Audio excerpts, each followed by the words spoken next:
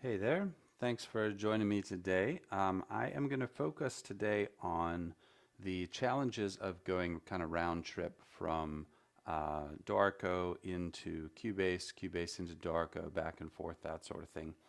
And I hope that everything, as far as sound comes through clearly, I am having some conflicting information coming from my streaming software. So if you're live with me and things are going well, then just give me a thumbs up. I'd appreciate that.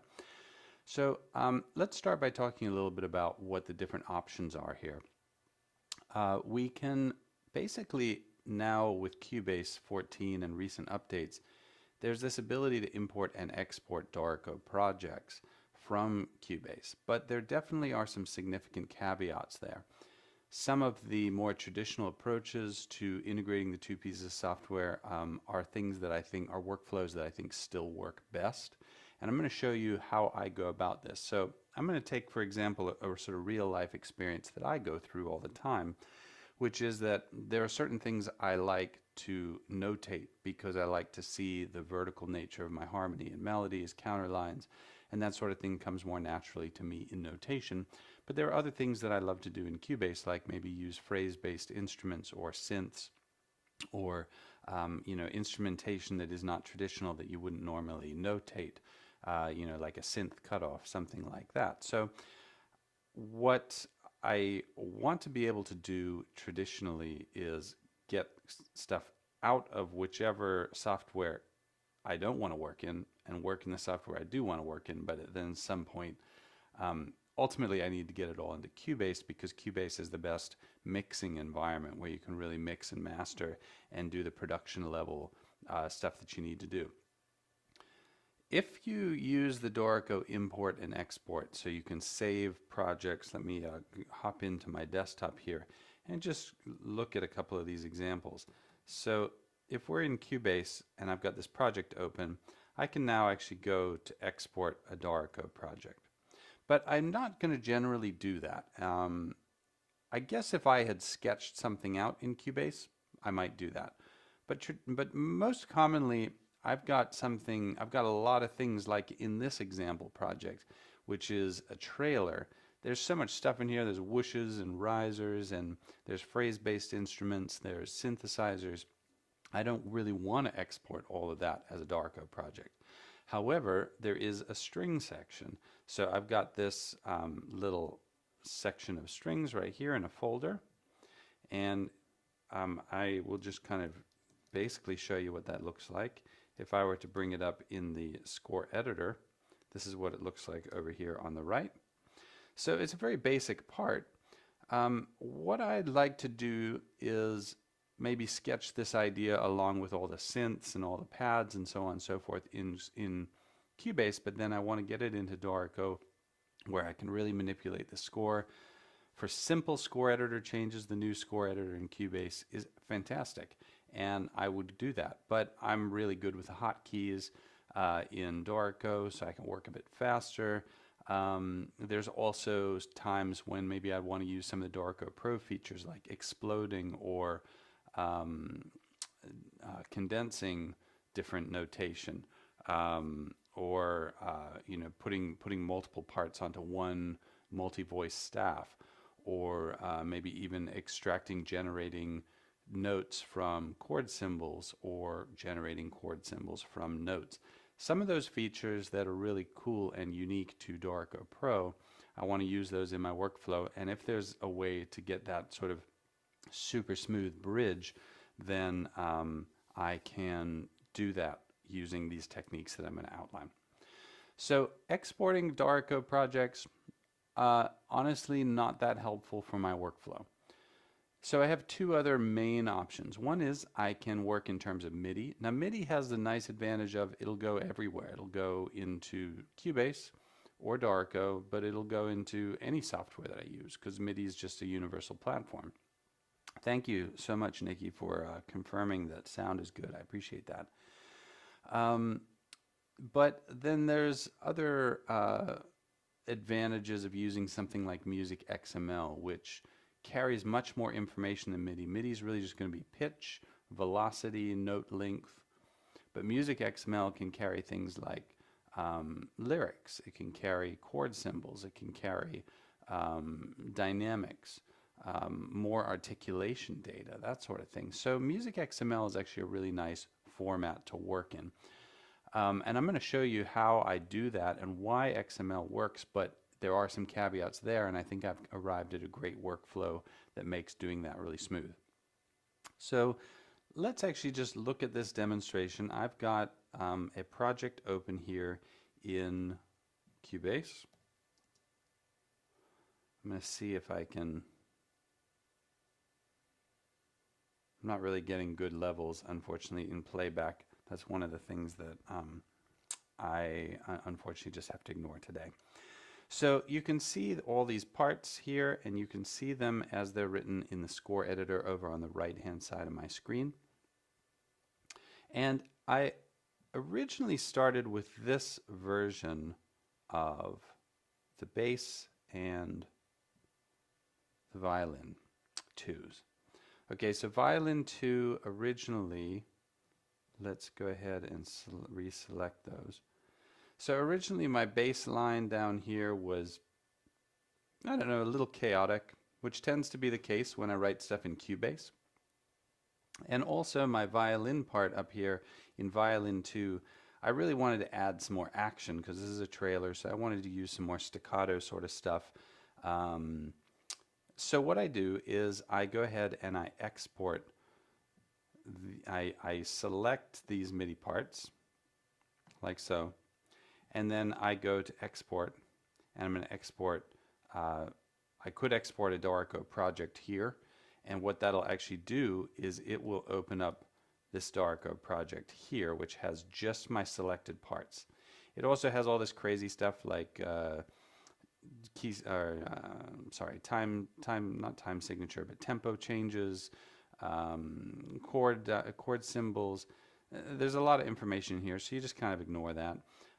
But it is a nice way to take a selection, like I selected just the string MIDI parts, what I see over here in the score editor, and export it as a Dorico project. And I get this. Okay. Now what I did is I rewrote, as you can see, I added some more staccato in the violin 2 part up here, and I rewrote the bass line here to follow more of a rhythmic motif, so that it's a little, this whole conclusion here has a little bit more energy.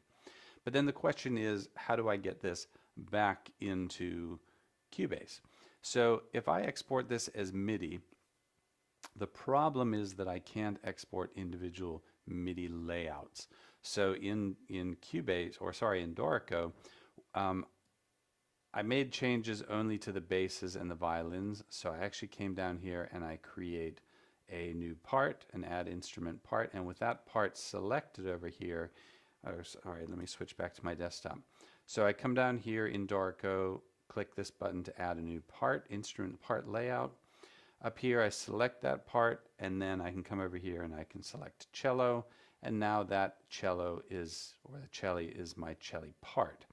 And that way when I go to export and I go to MIDI XML, I get the option to export the full score, which is typically what I do, but I can also just export individual parts if I want to. Now that's a unique feature of using MusicXML, is that you can export the different layouts from Dorico. If you export in MIDI, you can't do that. So exporting from MIDI MusicXML gives you this flexibility. You can choose a specific flow, you can choose specific layouts that you want to export, okay? So I generally like that.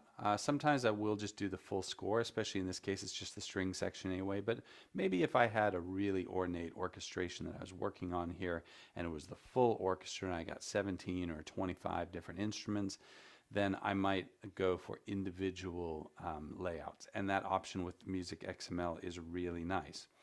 Now if I go ahead and I export from Dorico as MIDI, the advantage of MIDI is that it's going to be super flexible with any software, but as you'll see, I only get the option to choose a flow here. So it's up to you, but I prefer to export as MIDI XML. Now, the thing about importing MIDI XML into Cubase is, let me show you, I have an example of that right here because I'm trying to save time. So when I import this MIDI XML file that I exported from Dorico, this is what I get. I actually get my 5 tracks. It's really nice. The thing is, it does insist, Cubase will insist on creating a whole new project. So how do I deal with this? This is kind of like, oh no, it's in a whole new project. I wanted to just replace my double bass parts, right? I got a solution for you. The solution is this: just save this project, okay? And then, let me get this out of the way. When you come back into your regular Cubase project, what I might do is just select the violin ones here. And now I'm going to go up to File menu. Oh, let me switch back to my desktop. File, and in Import. And I'll go Import MusicXML. Or sorry, no, I've already done that. I've opened up that whole separate project, which I saved as a project. Now I'm going to go Import Tracks from Project. This is what I want. So now this is the project that I saved in Cubase, and if I open that up, now I get this option and I can choose, oh, you know what, I wanted violin 2 and I wanted double basses. I want them to import to new tracks. Sure, keep all the parts, all this stuff. Where do I want them to import? Bottom of the track list, below selected track. I'll just leave it as that right now, and then I'm going to hit OK. And now I get just the parts that I wanted, and they're right here. Now they are all the same length, so you have to move them around a little bit.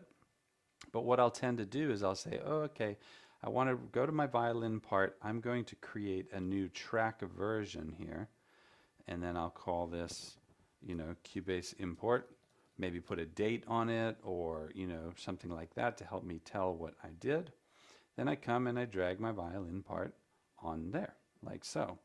And I'll do the same thing with my basses. I will create a new track version, and then I always have the old information preserved, but I have a very structured approach. So the process is export a Dorico, select your MIDI parts that you want to edit in Dorico, export a Dorico project, open that up in Dorico, do all your composing there, then export that as MusicXML. I generally prefer to do the full score, but as you saw, you could also create individual layouts if you just wanted to do that.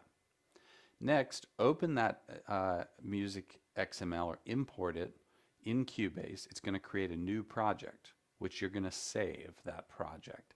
And then you come back to your original Cubase project and you import tracks from that project.